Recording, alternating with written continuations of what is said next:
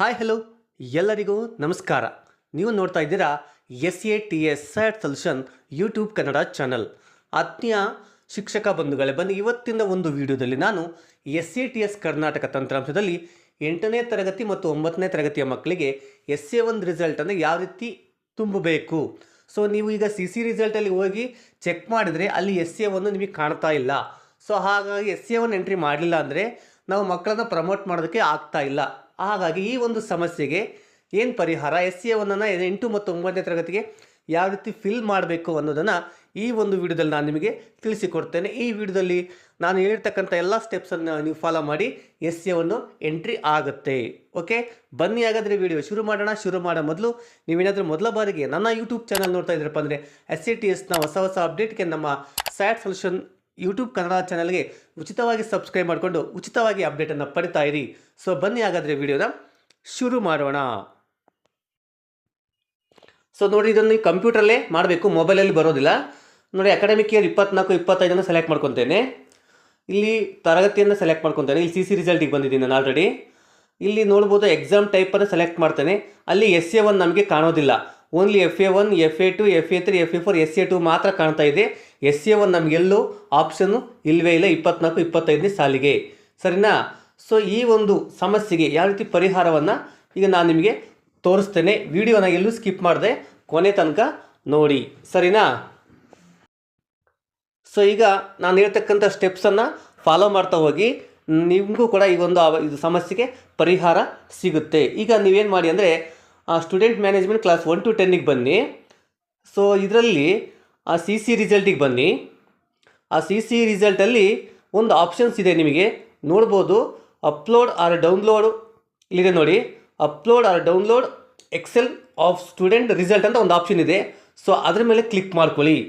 ಅದ್ರ ಮೇಲೆ ಕ್ಲಿಕ್ ಮಾಡಿದರೆ ನಮಗೆ ನೆಕ್ಸ್ಟ್ ಈ ರೀತಿ ಒಂದು ಪೇಜ್ ಬರುತ್ತಲ್ವಾ. ಇಲ್ಲಿ ನೋಡಿ, ಇಲ್ಲಿ ಸ್ಟ್ಯಾಂಡರ್ಡನ್ನು ಸೆಲೆಕ್ಟ್ ಮಾಡ್ಕೊಳ್ಳಿ. ನೆಕ್ಸ್ಟು ಲ್ಯಾಂಗ್ವೇಜ್ ಗ್ರೂಪನ್ನು ಸೆಲೆಕ್ಟ್ ಮಾಡ್ಕೊಳ್ಳಿ. ಅಕಾಡೆಮಿಕ್ ಇಯರನ್ನು ಚೇಂಜ್ ಮಾಡ್ಕೊಳ್ಳಿ 24-25ಕ್ಕೆ. ಇಲ್ಲಿ ಎಕ್ಸಾಮ್ ಟೈಪ್ ಚೆಕ್ ಮಾಡ್ಕೊಳ್ರಿ. ಇಲ್ಲಿ ನೋಡಿರಿ SA1 ಇದೆ, SA2 ಇಲ್ಲ ಇಲ್ಲಿ.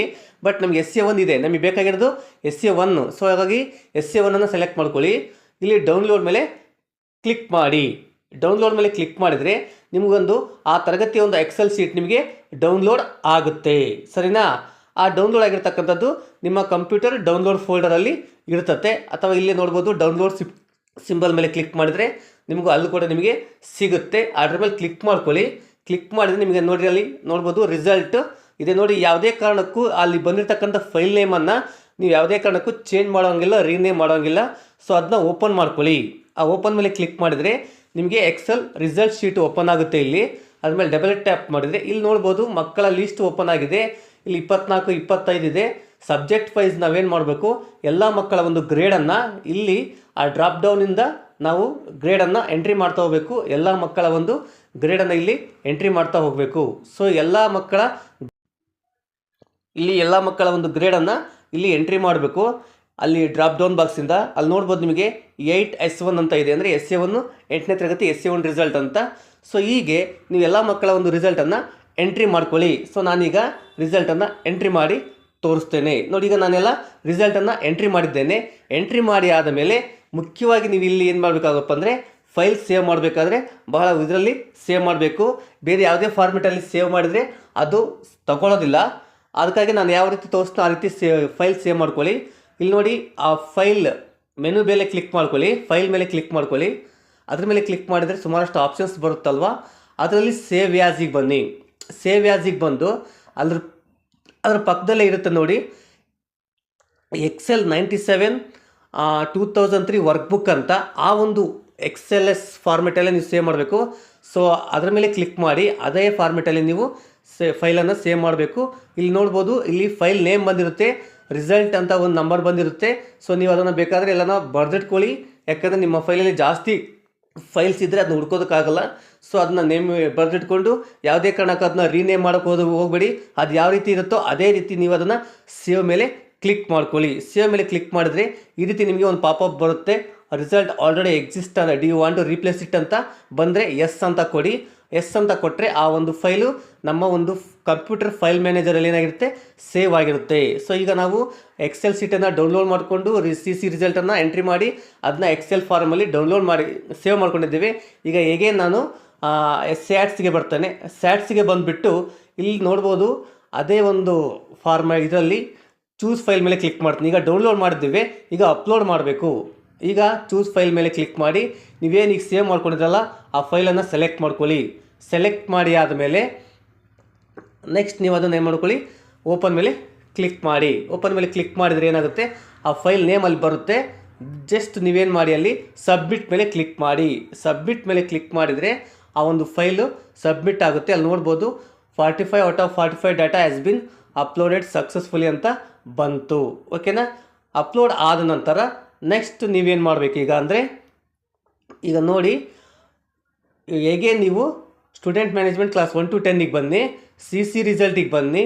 ಅದರಲ್ಲಿ ಈಗ ನಾವು ಅಪ್ಲೋಡ್ ಮಾಡಿದ ತಕ್ಷಣ ಅದು ಅಪ್ಲೋಡ್ ಆಗಲ್ಲ, ಅದನ್ನ ಅಪ್ರೂವ್ ಮಾಡಬೇಕು. ನಾವು ಅಪ್ಲೋಡ್ ಮಾಡಿರ್ತಕ್ಕಂಥ ಎಕ್ಸೆಲ್ ಶೀಟನ್ನು ಅಪ್ರೂವ್ ಮಾಡಬೇಕಾಗಿದೆ. ಸೊ ಅದನ್ನ ಯಾವ ರೀತಿ ಅಪ್ರೂವ್ ಮಾಡಬೇಕಂದ್ರೆ, CC ರಿಸಲ್ಟಲ್ಲಿ ಬಂದುಬಿಟ್ಟು ಲಾಸ್ಟ್ನೇ ಆಪ್ಷನ್ ಇದೆ ನೋಡಿ, approve uploaded student result form ಅಂತ ಇದೆಯಲ್ಲ, ಅದ್ರ ಮೇಲೆ ಕ್ಲಿಕ್ ಮಾಡ್ಕೊಳ್ಳಿ.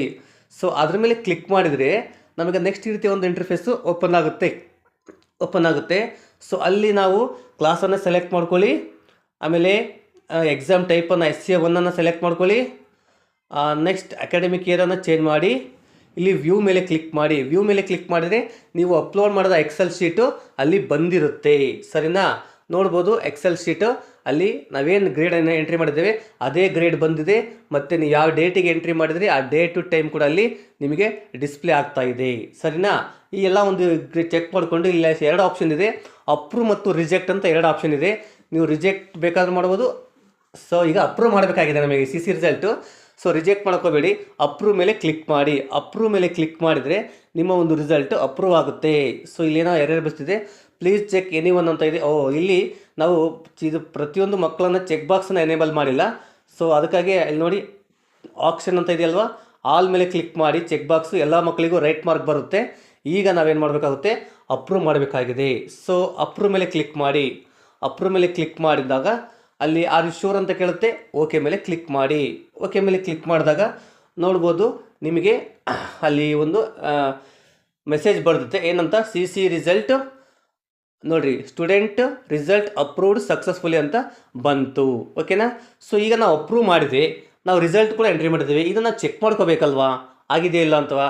ಸೊ ಅದಕ್ಕೂ ಏನು ಮಾಡಬೇಕಂದ್ರೆ ರಿಪೋರ್ಟಿಗೆ ಬನ್ನಿ, MIS ರಿಪೋರ್ಟಿಗೆ ಬಂದು ರಿಸಲ್ಟ್ ಮಾನಿಟರಿಂಗ್ ಸಿಸ್ಟಮಿಗೆ ಬನ್ನಿ. ಬಂದುಬಿಟ್ಟು ಅಲ್ಲಿ ಆಲ್ ಅಂತ ಇದೆಯಲ್ವಾ, ಅಲ್ಲಿ 8th ಸ್ಟ್ಯಾಂಡರ್ಡನ್ನು ಸೆಲೆಕ್ಟ್ ಮಾಡ್ಕೊಳ್ಳಿ. 8th ಸ್ಟ್ಯಾಂಡರ್ಡ್ ಸೆಲೆಕ್ಟ್ ಮಾಡಿಕೊಂಡು ಅಕಾಡೆಮಿಕ್ ಇಯರ್ ಚೇಂಜ್ ಮಾಡ್ಕೊಳ್ಳಿ. ಅಕಾಡೆಮಿಕ್ ಇಯರ್ 24-25 ನೀವು ಚೇಂಜ್ ಮಾಡ್ಕೊಳ್ಳಿ. ಚೇಂಜ್ ಮಾಡ್ಕೊಂಡಾದಮೇಲೆ ಸರ್ಚ್ ಮೇಲೆ ಕ್ಲಿಕ್ ಮಾಡಿ. ಸರ್ಚ್ ಮೇಲೆ ಕ್ಲಿಕ್ ಮಾಡಿದ ಮೇಲೆ ನಿಮಗೆ ನೋಡ್ಬೋದು ಇಲ್ಲಿ ಆ ಒಂದು ರಿಸಲ್ಟ್ ಇಲ್ಲಿ ಕಾಣ್ತಾ ಇದೆ. ಸರಿನಾ. SCA1 ಇರಲಿಲ್ಲ, ಈಗ SCA1 ಇಲ್ಲಿ ನಿಮಗೆ ಡಿಸ್ಪ್ಲೇ ಆಗ್ತಾ ಇದೆ. ಸರಿನಾ. ಈ ರೀತಿ ನೀವೇನು ಮಾಡಿ ಈ SCA1 ರಿಸಲ್ಟನ್ನು 8 ಮತ್ತು 9ನೇ ತರಗತಿ ಮಕ್ಕಳಿಗೆ ಫಿಲ್ಅಪ್ ಮಾಡಿ ನೆಕ್ಸ್ಟ್ ಒಂದು ಡೇ ಆದಮೇಲೆ ಅವರನ್ನು ನೀವು ಪ್ರಮೋಟ್ ಮಾಡ್ಬೋದು. ಓಕೆನಾ. ಇದಿಷ್ಟು ಈ ಒಂದು ಪ್ರಾಬ್ಲಮ್ಗೆ ಸೊಲ್ಯೂಷನ್ಸು.